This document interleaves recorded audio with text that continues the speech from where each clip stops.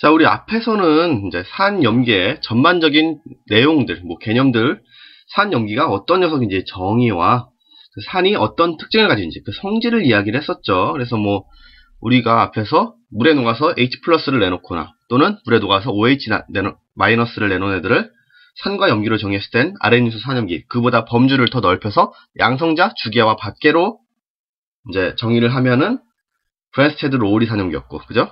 또는 전자쌍 밖계와 주계로 정의를 내리면은 루이스 산염기다. 이런 식으로 범주도 정해왔어요. 자, 이제는 거기서 좀 벗어나서 산과 염기의 종류에 대한 얘기를 해볼게요. 그렇다고 우리가 산염기의 모든 종류를 나열할 수는 없으니까 산 한 서너 가지, 그리고 염기 한 서너 가지에서 많아야 한 8가지 이 정도만 얘기를 해보도록 합시다. 첫 번째 나온 게 여러 가지 산해서 산의 종류들을 좀 나열을 해볼게요. 그래서 총 지금 나와 있는 게 염산, 황산, 그리고 질산, 그리고 뒤에 넘어가면 아세트산까지 총 4가지가 나오게 되는데,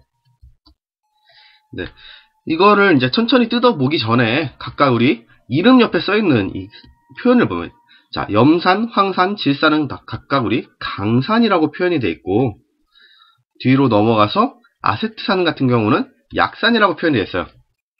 이 표현 자체가 얘기하는 건 뭐겠어요? 산이 강한 산을 강산이라고 하겠고, 산의 성질이 약한 산을 우리가 약산이라고 하겠죠. 근데 우리가 생각했을 때 산의 성질이 강하다와 약하다는 어떻게 구분된다고 얘기를 했어요. 우리 앞에서 한번 얘기를 했어요. 강산과 약산의 차이는 뭐다? 물에 녹아서 이온화가 잘 되느냐, 이걸 물어보는 게 강산과 약산의 차이다. 즉 산의 세기를 구분하는 것이다. 만약에 물에 녹았을 때 이온화가 잘 되면은 걔네들이 강산이 되는 거고, 물에 녹았을 때 이온화가 잘 안 되면은 걔네들이 약산이 되는 거다. 즉 이게 물에 잘 녹느냐 못 녹느냐를 얘기하는 거 아니에요. 대부분의 산들은 어차피 물에 잘 녹아요.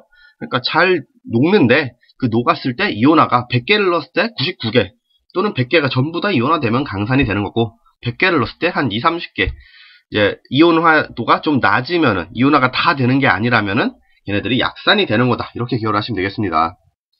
어찌 보면 당연한 얘기죠. 우리 산의 정의 자체를 아랫인수 산으로 얘기하면 물에 녹아서 H 플러스를 내놓는다는 얘기를 했잖아요. H 플러스를 내놓으려면 이온화가 돼야 되고, 이온화가 잘 되는 게 당연히 산의 세기가 세다. 이렇게 얘기를 할 수 있겠죠. 자, 그러면 각각 한번 살펴봅시다. 첫 번째, 염산 나왔어요. 염산. 자, 염산은 지금 우리 분자식으로 HCl 이렇게 쓰고 있고요. 읽는다면 염화수소 이렇게 읽을 수가 있겠죠. 자, 그래서 염산이라는 녀석은 염화수소 기체를, 두 번째부터 보는 거예요. 염화수소 기체를 물에 녹여서 만든 산을 우리가 염산이라고 얘기를 한다. 즉 기체 자체가 산이라는 게 아니라 염화수소 기체를 물에 녹였을 때를 우리가 염산이라고 부르고, HCl 자체도 물에 녹아야 H 플러스와 Cl 마이너스로 이온화가 되더라라고 얘기를 할 수 있는 겁니다. 그래서 염산은 이런 녀석이고, 이때 이 염화수소 기체의 특징을 보니까 뭐다? 냄새가 좀 자극적이고 무색의 기체래요. 일단 그리고 유독성이라고 얘기를 할 수 있겠죠. 또 하나 특징, 물에 잘 녹아야 당연히 우리가 산을 만들 수 있겠죠. 물에 녹여서. 어차피 우리 산의 종류를 얘기할 때 포인트는 어느 게 강산이고 어느 게 약산이다. 이게 제일 중요하고요. 그 외에는 이제 어떻게 만드느냐 정도. 특징은 이제 몇 번 보시다 보면 자동적으로 우리가 알게 될 겁니다. 그래서 위에 게 주성분이다 얘기를 할 수 있고요. 뒤에 약품, 플라스틱 제작 등의 널리 이용은 굳이 꼭 안 해오셔도 돼요. 왜냐하면은 여기만 쓰이는 건 아니거든요. 염산이 굉장히 넓은, 그러니까 우리가 보는 산들은 산업의 전반적인 부분에서 굉장히 많은 역할들을 합니다. 그렇기 때문에 굳이 의약품, 플라스틱 제작 이런 거에만 집중적으로 알 필요가 있는 게 아니라 산업에 전반적으로 이용이 되더라. 어떤 게? 염산이든 황산이든 질산이든 다 산업의 전반적인 분야에서 대부분 이용이 되더라라고 기억을 하셔도 충분합니다. 자, 그래서 일단 염산은 HCl로 표현을 하고 강산이면서 염화수소 기체를 물에 녹여서 만든 산이다. 이렇게 기억을 하시면 되겠습니다.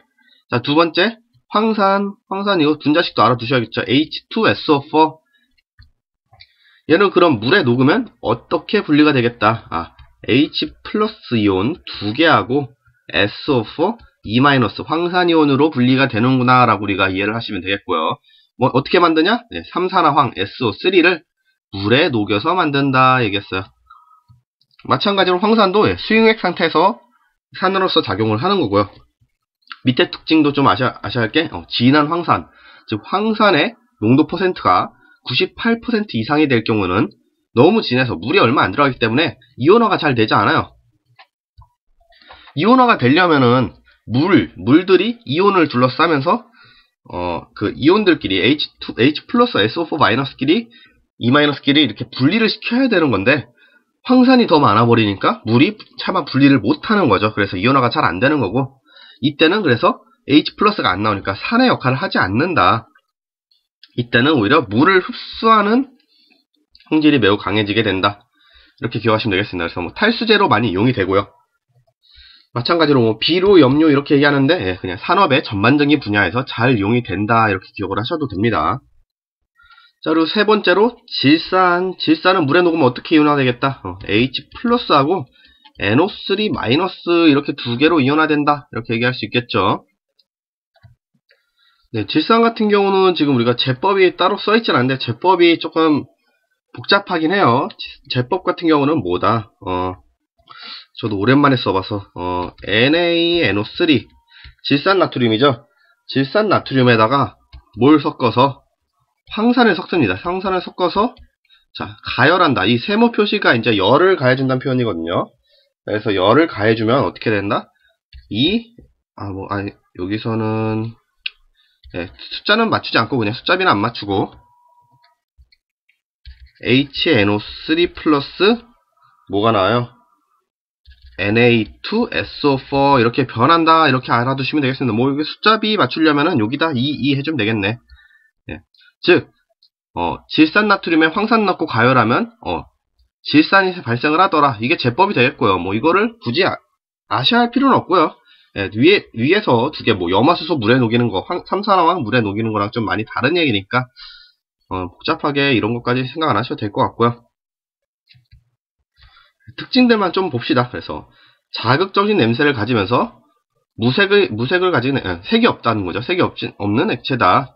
그리고 햇빛에 의해서, 햇빛이면 거의 자외선의 분해가 된다는 얘기겠죠. 햇빛에 의해서 분해가 돼서 이산화질소가 생성이 되니까 햇빛을 받으면 질산 열심히 사서 병에 담아놨더니 질산이 이산화질소가 생성되면서 그냥 그 자기 성질을 잃어버리더라. 즉 질산이 아니게 되는 거죠.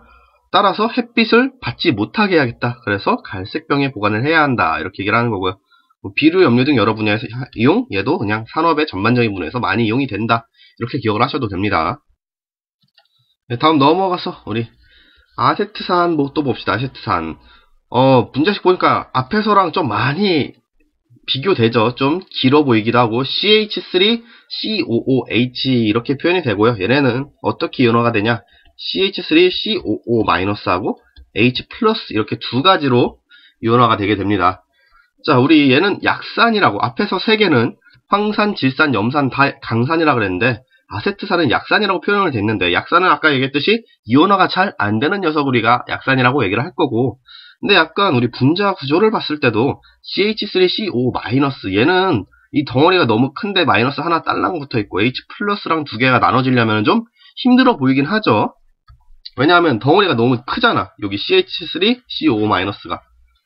그러다 보니까 이제 이온화가 잘 안 된다 얘기를 할 수가 있겠고요. 뭐 우리가 이제 아세트산의 가장 대표적인 예 하면은 식초 정도 생각하면 돼요. 식초라기보다는 이제 빙초산이 될 텐데, 뭐 결국은 빙초산을 이제 희석해서 우리가 식초로 쓰기도 하니까 이제 식초라고 얘기를 할 수도 있겠습니다. 그래서 특징은 자극적인 냄새에 무색 액체 식초 냄새 많이 나죠. 그리고 물, 에탄올 등의 극성 용매와 잘 섞이더라. 극성 용매와 잘 섞인다는 건 아세트산 자체도 우리가 극성을 띈다 이렇게 생각을 하면 되겠죠. 그리고 플라스틱 섬유 산업 등에 이용된다. 얘도 마찬가지로 산업의 전반적인 부분들이 잘 이용이 된다 이렇게 얘기하면 되겠고요.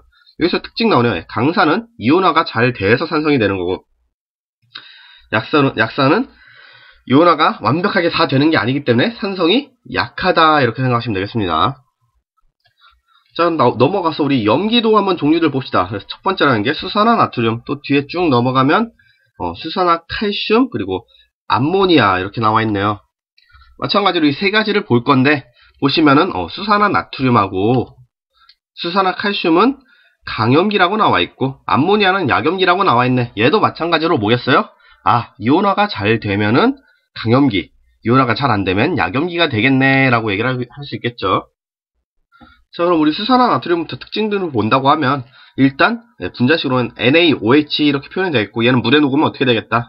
Na 플러스와 OH 마이너스로 이렇게 이온화가 되겠네.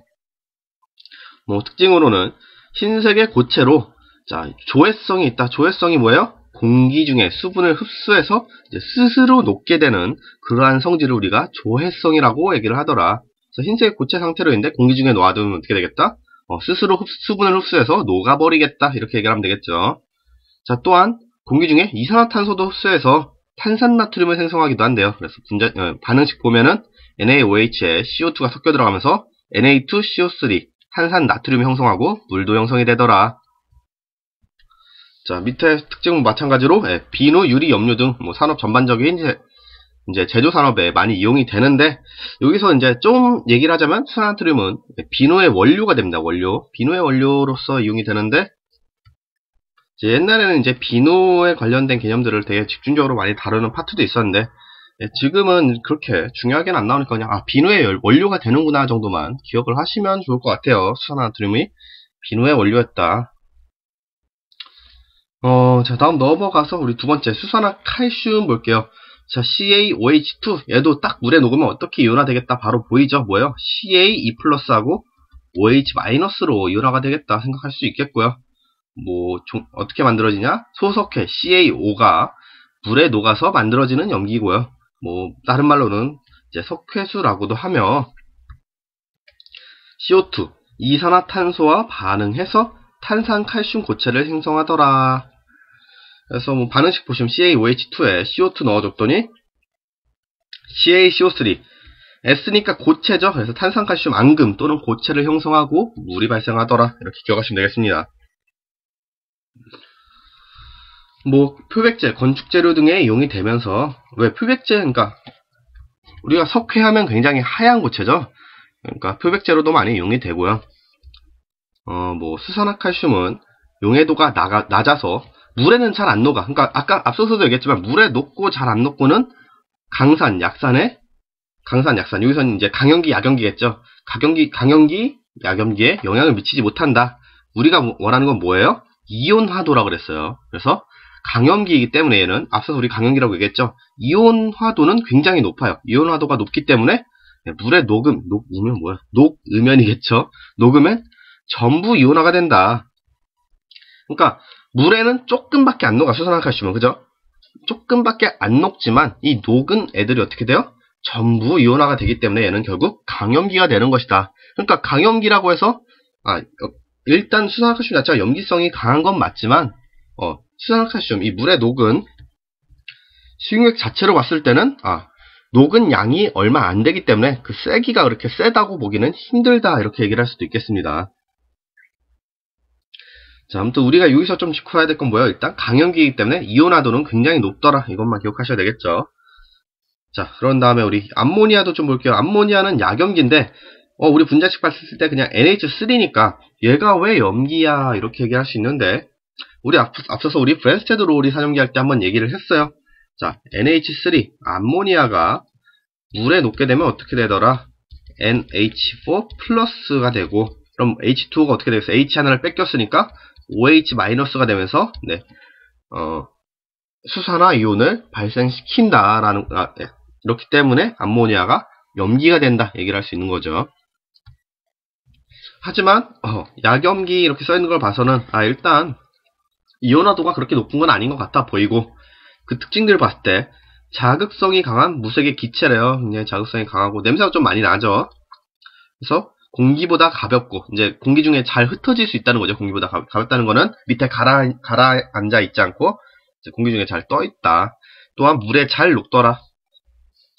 그래서 물에 녹아서 수산화 이온을 생성해서 염기성을 나타내더라. 그래서 여기서 OH-가 발생하기 때문에 염기성이 되는 거고 또는 염화수소, 우리 염산의 이제 원료라고 할 수 있죠. 염화수소가 물에 녹아야 염산이 되는 거니까 이 염화수소 기체와 암모니아 기체가 서로 만나게 되면 염화 암모늄이라는 걸 형성을 하는데 얘네가 이제 고체 성질을 띠거든요. 고체 성질인데 이제 기체끼리 만나다 보니까 굉장히 미세한 분말, 가루 뭐 이런 형태로 생성이 됩니다. 그래서 흰색 연기같이 형성이 되더라. 그러니까 쉽게 말하면 염화수소 기체하고 암모니아하고 반응을 하면 흰색 연기가 발생한다 라고만 기억을 하셔도 됩니다. 그리고 얘네들은 비료, 냉매 등 여러 산업에 전반적으로 이용이 되더라. 이거 기억하시면 되겠습니다. 결국은 뭐예요? 지금 앞서서 우리 산 4가지하고 염기 3가지 본 거고요. 산염기의 이제 각각의 종류에 따른 특징을 너무 깊숙하게 파고들어서 특징을 알려고 한다기보다는 간단한 특징들만 몇몇 포인트 되는 것들만 기억하시면 되겠고요.